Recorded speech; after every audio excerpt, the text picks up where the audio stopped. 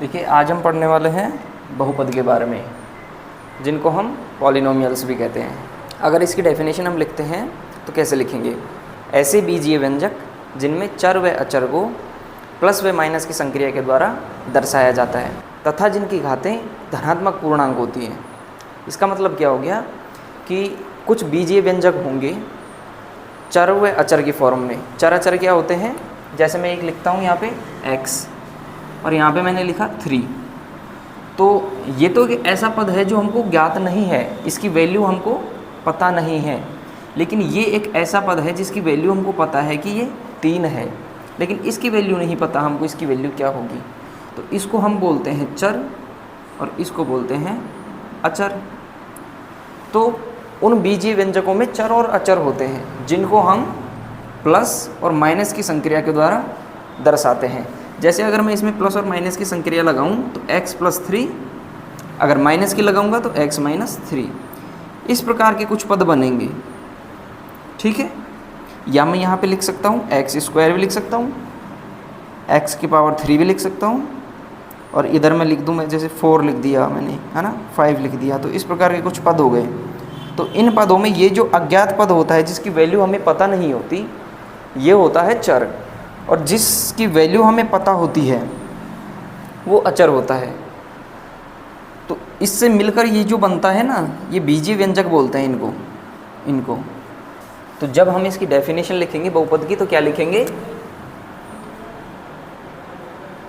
बहुपद की डेफिनेशन हो गई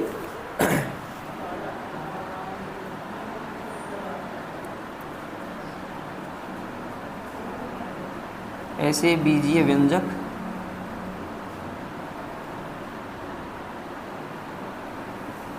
जिनमें चर व अचर को प्लस व माइनस संक्रिया के द्वारा दर्शाया जाता है। ऐसे बीजीय व्यंजक हो गए जिनमें चर व अचर को प्लस माइनस की संक्रिया के द्वारा दर्शाया जाता है तथा जिनकी घातें धनात्मक पूर्णांक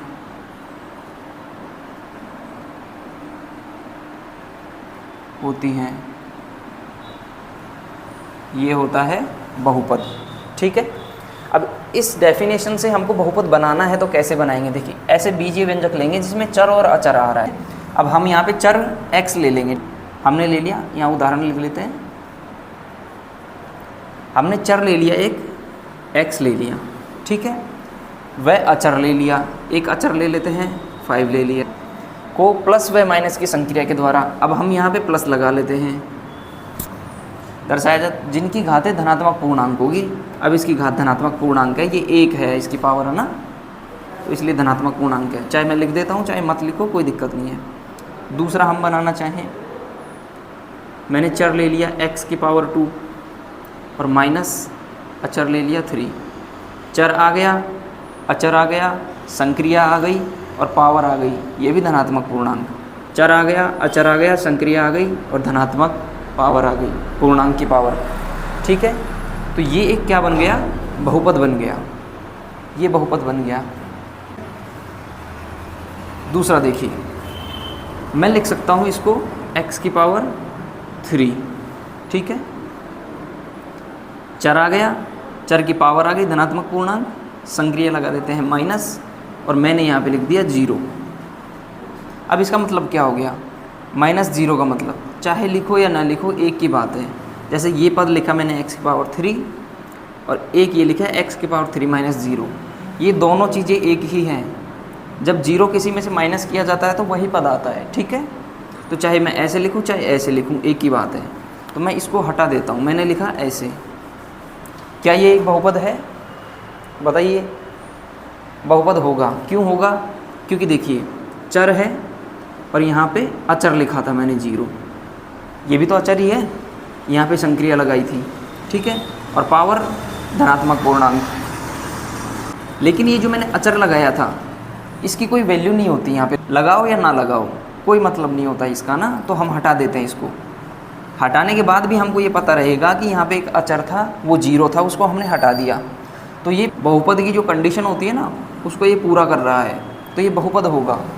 एक चीज़ और देखिए यहाँ पे, जब हम चर लिखते हैं तो ज़्यादातर हम क्या लिखेंगे, x लिख देंगे, y लिख देंगे या z लिख देंगे। यहाँ पे हमने x लिया है सब में, है ना, तो चर या तो इनमें से हो जाएगा। और इसमें ध्यान रखने की बात यह है कि जो घात होगी इसकी, वो घात कैसी होगी, धनात्मक पूर्णांक, ठीक है। दूसरी चीज़ अचर होगा, अचर को हम क्या लिख सकते हैं, a लिख देंगे, b लिख देंगे, c लिख देंगे, ठीक है, d लिख देंगे। इसमें क्या होगी, ये जो सारे अचर पद होंगे ये कौन सी संख्याओं में से होंगे, वास्तविक संख्याओं में से, ध्यान रखना है आपको, वास्तविक संख्याएं होंगी ये।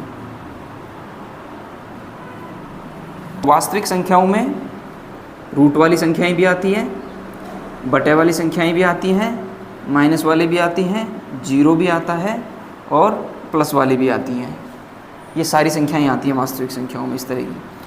रूट वाली संख्या भी आ सकती है, बटे वाली भी आ सकती है p/q के रूप में, माइनस वाली भी आ सकती है, जीरो भी आ सकता है और प्लस वाली आ सकती है, ठीक है। ये वास्तविक संख्याओं में आती हैं। लेकिन यहाँ ध्यान रखना है, अगर चर की घात लगानी है तो धनात्मक पूर्णांक आएंगे, 1 से और अनंत तक की सभी धनात्मक संख्याएं। अब आती है बहुपद की घात, है ना, बहुपद की घात क्या होती है। बहुपद की घात, जैसे मैंने यहाँ पे एक बहुपद लिख रखा है ये वाला x + 5, एक यहाँ पे x² - 3 और एक यहाँ पे x⁻3। तो यहाँ पे जो चर की अधिकतम घात होगी किसी भी बहुपद में, चर की अधिकतम जो घात होगी वह बहुपद की घात होगी, उतने ही घात का वह बहुपद कहलाएगा। इसको मैं कह सकता हूँ एक घात का बहुपद है। एक घात का कैसे, क्योंकि चर की अधिकतम घात 1 है। ये तो अचर हो गया, यहाँ पे चर 1 ही है, इसकी अधिकतम घात 1 है, तो ये क्या हो गया, एक घात का बहुपद। इधर देखो x² - 3, इसमें चर कौन सा है, ये वाला, इसकी अधिकतम घात कितनी है, 2 है, इसके अलावा और कोई है नहीं, तो इसकी अधिकतम घात 2, तो इसको मैं कह सकता हूँ 2 घात का बहुपद है, यानी द्विघात बहुपद है ये, इसकी अधिकतम घात 2 है। यहाँ पे देखिए, यहाँ पे ये चर हो गया, अचर हमारा 0 था, ये चर है, चर की अधिकतम घात कितनी है, 3, तो ये कितनी घात का बहुपद है, 3 घात का बहुपद। तो ये होती है बहुपद की घात, यानी बहुपद में चर की अधिकतम घात। बहुपद की घात क्या होती है, बहुपद में चर की अधिकतम घात ही बहुपद की घात होती है। आगे देखेंगे कि बहुपद कितने प्रकार के होते हैं। ये देखो,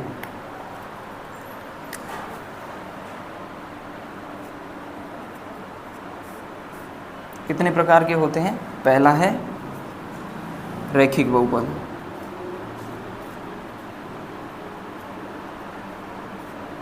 क्या होता है रैखिक बहुपद, जैसे मैंने यहाँ पे लिखा x की पावर 1 ही होगी, x की पावर +2। यहाँ पे देखिए रैखिक बहुपद में चर की अधिकतम घात 1 होगी, तो ये रैखिक बहुपद होगा, यानी एक घात का बहुपद रैखिक बहुपद कहलाता है, जिसमें चर की घात 1 हो, ठीक है।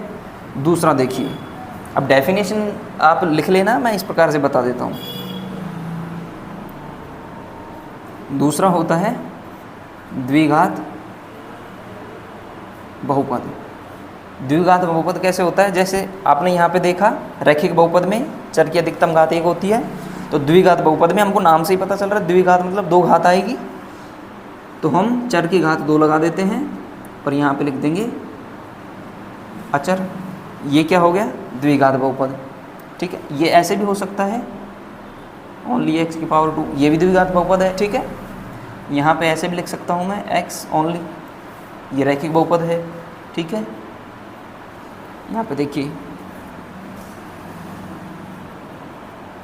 त्रिघात बहुपद, ठीक है। त्रिघात बहुपद में क्या आएगा, x की पावर 3 आ जाएगी, ये जो चर है ना x की पावर 3 आ जाएगी।